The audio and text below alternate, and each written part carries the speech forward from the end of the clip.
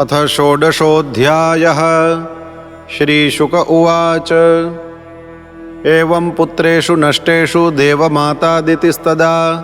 हृते त्रिविष्टपे दैत्यैः पर्यतप्यदनाथवत्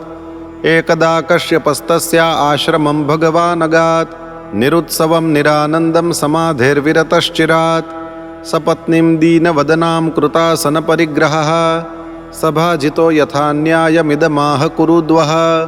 अप्यभद्रं न विप्राणां भद्रे लोके धुनागतं न धर्मस्य न लोकस्य मृत्योश्छन्दानुवर्तिनः अपि वा कुशलं किञ्चित् गृहेषु गृहमेधिनी धर्मस्यार्थस्य कामस्य यत्र योगो ह्ययोगिनाम् अपि वा तिथयोऽभ्येत्य कुटुम्बासक्तया त्वया गृहादपूजिता याताः प्रत्युत्थानेन वा क्वचित् गृहेषु येष्वतिथयो नार्चिताः सलिलैरपि यदि निर्यान्ति ते नूनं फेरुराजगृहोपमाः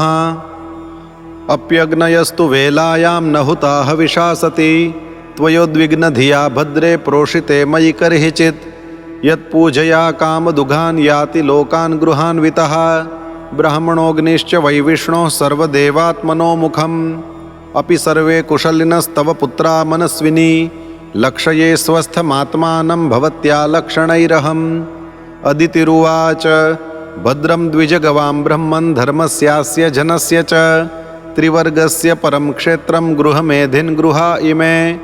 अग्नयो तिथयो भृत्या भिक्षवो ये च लिप्सवः सर्वं भगवतो ब्रह्मन्ननु ध्यानान्नरिष्यति को नु मे भगवन् कामो न सम्पद्येत मानसः यस्या भवान् प्रजाध्यक्ष एवं धर्मान् प्रभाषते तवैव मारीच मनश्शरीरजाः प्रजा इमाः सत्वरजस्तमोजुषः समो भवांस्तास्वसुरादिषु प्रभो तथापि भक्तं भजते महेश्वरः तस्मादीश भजन्त्या मे श्रेयश्चिन्तय सुव्रत हृतश्रियो हृतस्थानान् सपत्नैः पाहि नः प्रभो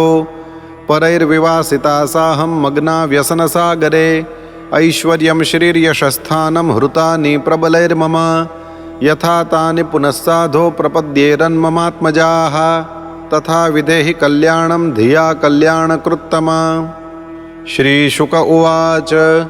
एवमभ्यर्थितोदित्या कस्तामाह स्मयन्निव अहो मायाबलं विष्णो स्नेहबद्धमिदं जगत् क्व देहो भौतिको नात्मा क्व चात्मा प्रकृतेः परः कस्य के पतिपुत्राद्या मोह एव हि कारणम्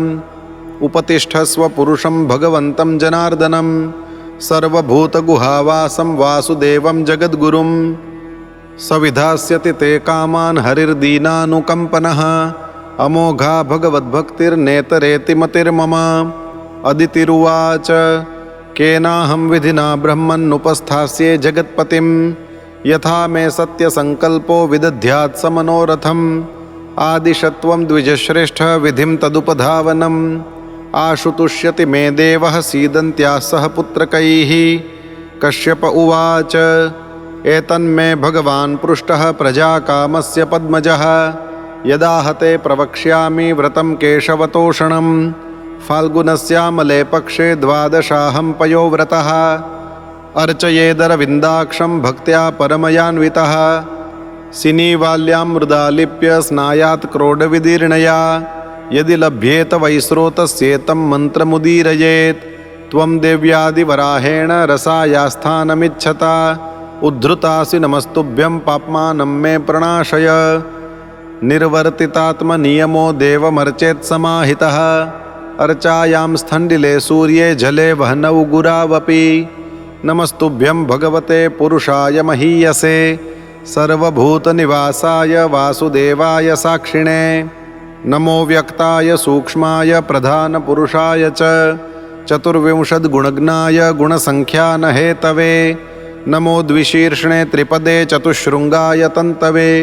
सप्तहस्ताय यज्ञाय त्रयीविद्यात्मने नमः नमः शिवाय रुद्राय नमः शक्तिधराय च सर्वविद्याधिपतये भूतानां पतये नमः नमो हिरण्यगर्भाय प्राणाय जगदात्मने योगैश्वर्यशरीराय नमस्ते योगहेतवे नमस्त आदिदेवाय साक्षिभूताय ते नमः नारायणाय ऋषये नराय हरये नमः नमो मरकतश्याम वपुषेऽधिगतश्रिये केशवाय नमस्तुभ्यं नमस्ते पीतवाससे त्वं सर्ववरदः पुंसां वरेण्यवरदर्षभ अतस्ते श्रेयसे धीराः पादरेणुमुपासते अन्ववर्तन्त यं देवाः श्रीश्च तत्पादपद्मयोः स्पृहयन्त इवामोदं भगवान् मे प्रसीदताम् एतैर्मन्त्रैर्हृषीकेशमावाहनपुरस्कृतम् अर्चयेच्छ्रद्धया युक्तः पाद्योपस्पर्शनादिभिः अर्चित्वा गन्धमाल्याद्यैः पयसा स्नपयेद्विभुं वस्त्रोपवीताभरणपाद्योपस्पर्शनैस्ततः गन्धधूपादिभिश्चार्चेद्द्वादशाक्षरविद्यया श्रुतं पयसि नैवेद्यं शाल्यन्नं विभवे सति